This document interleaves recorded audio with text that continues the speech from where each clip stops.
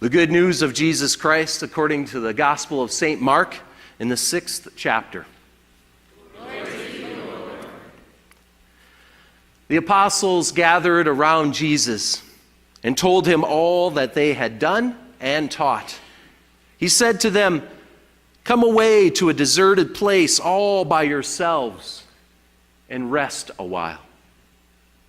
For many were coming and going, and they had no leisure even to eat. And they went away in the boat to a deserted place by themselves. Now many saw them going and recognized them and hurried there on foot from all the towns and arrived ahead of them. As he went ashore, he saw a great crowd, and he had compassion for them, because they were like sheep without a shepherd. And he began to teach them many things. When they had crossed over, they came to land at Gennesaret and moored the boat. When they got out of the boat, people at once recognized him and rushed about that whole region and began to bring the sick on mats to wherever they heard he was. And wherever he went, into villages or cities or farms, they laid the sick in the marketplaces and begged him that they might touch even the fringe of his cloak. And all who touched it were healed. The gospel of the Lord. Praise to you, O Christ. Please be seated.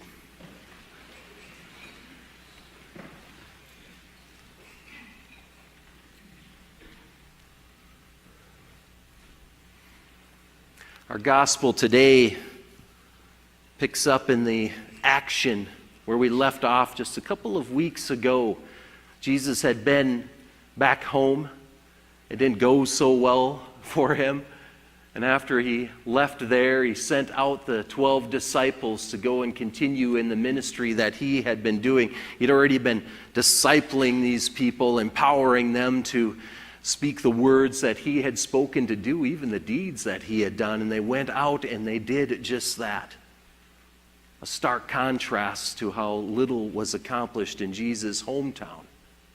Out beyond that, where people were in need, where people had faith, the ministry happened. Many were cured. There's a little interlude between that pericope and this one for today, and we might have heard a little of that last week. It was a story of the execution of John the Baptist. But here we are again. That ministry ending, Jesus' ministry ramping up all the more. The disciples come back and share with Jesus all that they had done and all that they had taught. And what had happened in sending those disciples out was a multiplication of the ministry. More and more was happening. More and more people were coming to them. And we heard it in today's text that wherever they went or wherever they heard that they might be, people were headed that direction to hear, but also to be healed. And we hear that Jesus saw them, had compassion for them. Compassion sounds like an emotion of mercy, of pity. But if we dig deeper into the word, it's a couple of words. Passion, which means suffering, quite literally, and calm, which is to co-suffer. Jesus saw their suffering and began to suffer with them. Maybe the beginning of his own suffering, of his own being poured out for the people. His sacrifice begins with his concern and his compassion for others. He will pay a heavy price. And in the meantime, there's a lot of ministry to happen, a lot of work to do. Time and again in the Gospels and the different parables, ministry is described as workers in the vineyard, workers for the kingdom. There's energy to expend. And as I spoke to the little ones today, I think it's an energy that is physical, emotional, and spiritual. And we need to tend to that. Early on in this text, after the disciples having come back and shared what they were sharing with Jesus, it got so busy in ministry that they didn't even have time to eat. Little detail in the text. I think after this week of VBS, I have a bit of an idea what that was about. A lot of good things happening, but it can take a toll. Jesus, in his wisdom as a leader and as a shepherd, as a healer, knew that they needed to get away, to find a deserted place to recharge. It would have caught up with them sooner or later. It always does, doesn't it? When I was a youth director, the very last mission trip that I did was to take our group of youth and adults from Denver, Colorado, back to northern Wisconsin near the Apostle Islands, Bayfield, Wisconsin, where there's a reservation, the Red Cliff Reservation. We had developed a relationship over the years. Maybe you recall I shared a bit of the first trip story with you all when I was interviewing here with you. I've got a bunch of Red Cliff stories, and the last one is a bit of a doozy. We'd already gone a couple of years. We knew the people, the tribal elders knew us, and a number of their point people and their youth as well. They looked forward to us returning a third time. It was very exciting for us as well. We had a big road trip planned from Denver, Colorado to northern Wisconsin. That in itself was quite a pilgrimage. And we got there, and having had a little bit of experience over the last couple of years, we felt that much more at home. It was like seeing old friends again. It was kind of a homecoming for us, really. And that week went splendidly. They already knew about where our capacities were in terms of skills and how many people we had, what kinds of things that we could do, both in building things and rehabbing things, but also in the ministry of fellowship with them. And so the week went so well, having that track history before us.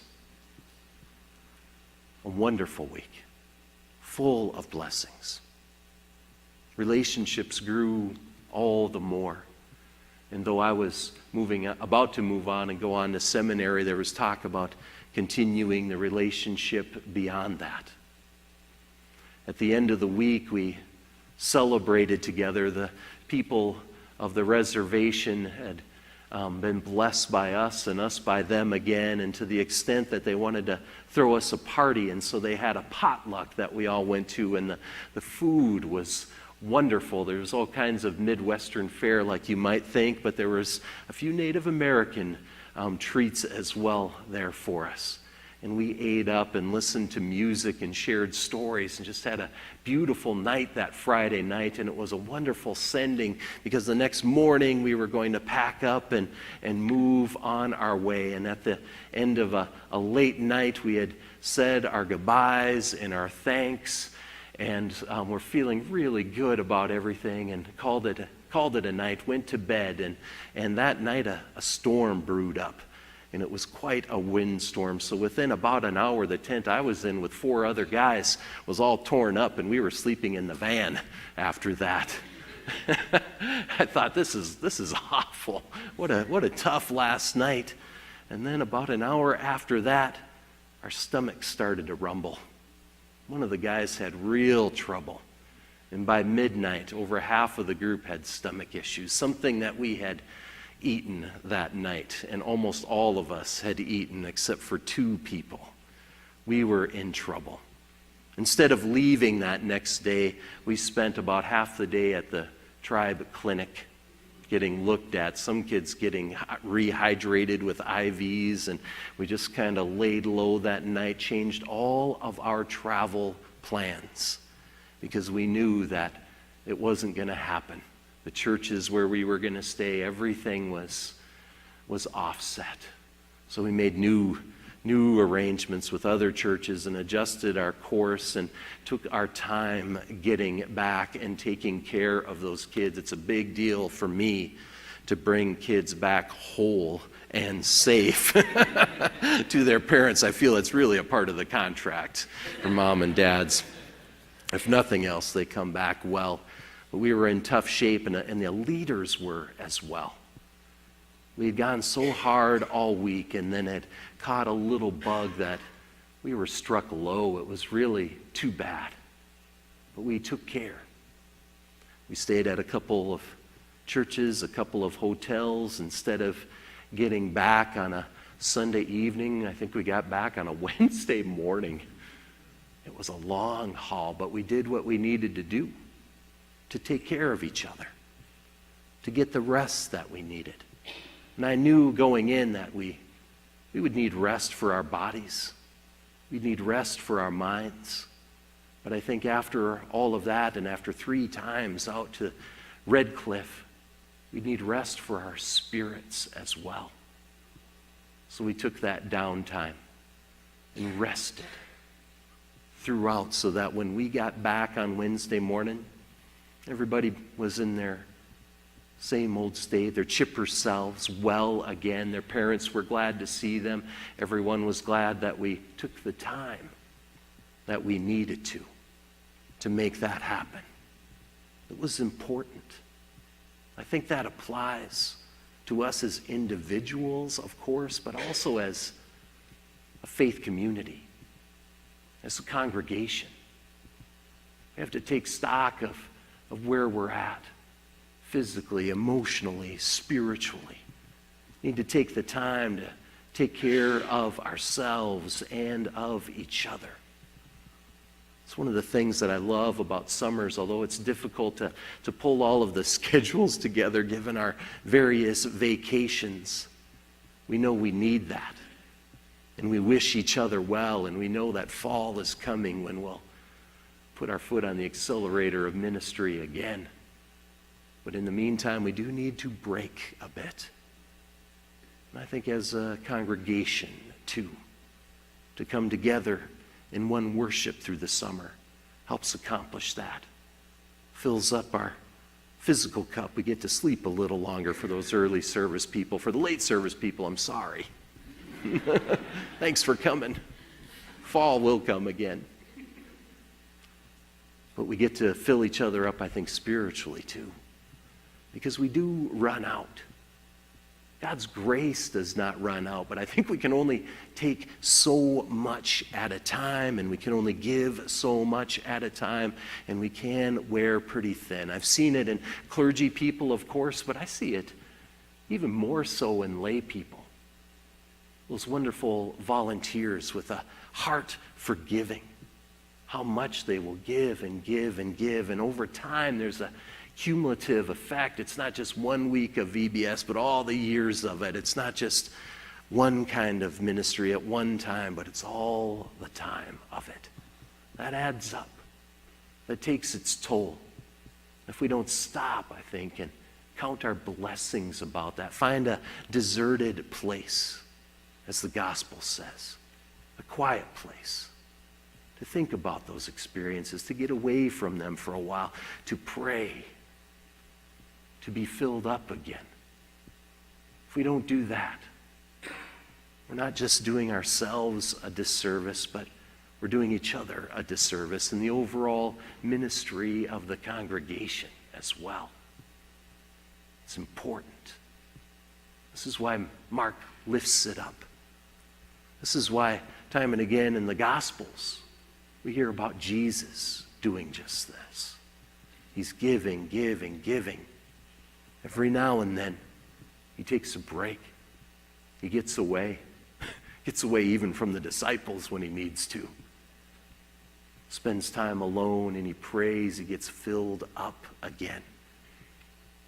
It is my prayer that for you all, this summer, you find some time like that. For yourselves.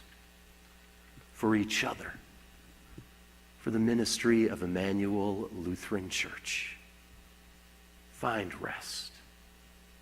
there in the quiet, there in the deserted place, there in prayer. There is God. Amen.